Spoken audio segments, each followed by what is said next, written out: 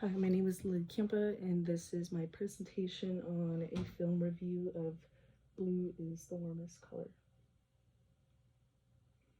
The article that I chose was one from the New York Times written by Manola Dargis called Seeing You, Seeing Me.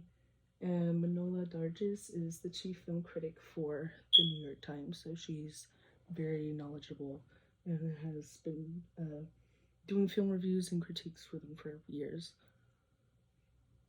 Quick summary on her article: she mainly focuses on issues regarding the representation of different types of women, and also how in the film especially they're treated more as abstractions than fully realized people within film most of the time.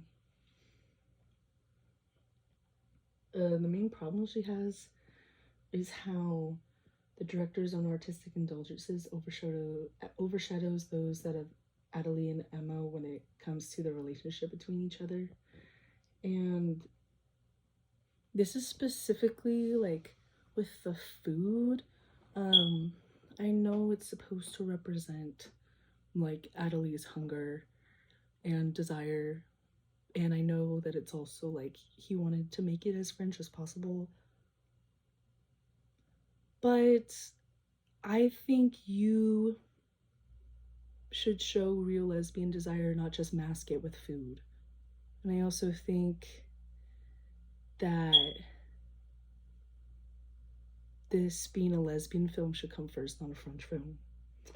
So that that takes away from like showing Adelie and Emma's desire in a real, like, authentic way on screen, which is sad. Because we want to see that. And she also points out that the dangerous rhetoric within the movie around the myth of the mysterious and superior female orgasm seems to fascinate many men, reinforces it as an idea slash concept and as something not like really real or impossible to figure out, which also just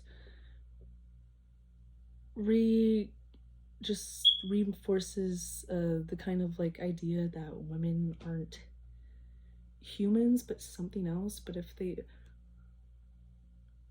and yeah, if you're like calling it superior, you're still gonna treat that thing in a different way, aka like not human. So in the end it's kind of not really like a positive thing for women to think about their orgasms that way, or really for anyone to think about them that way.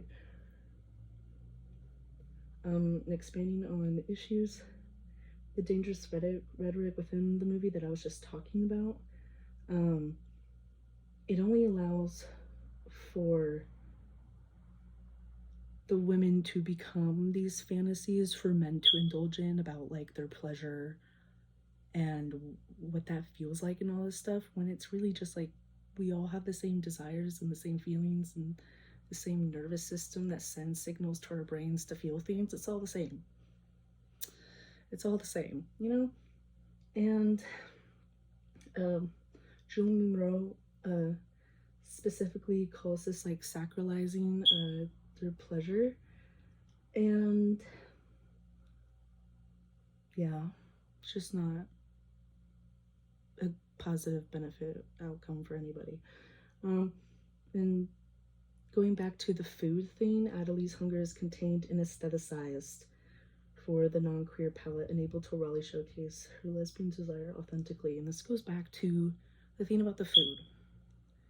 He could have just shown her desire like rawly, you know? And then this goes on to my, like, one of my conclusions.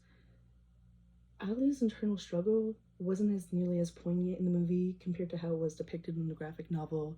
And that was like really disappointing, because that's a lot of what the graphic novel is her struggling, also like finding herself.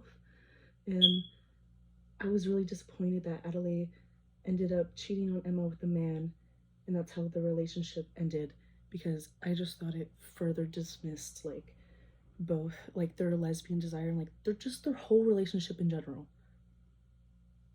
It's so bad to say, but I wish she died. Thank Thank you.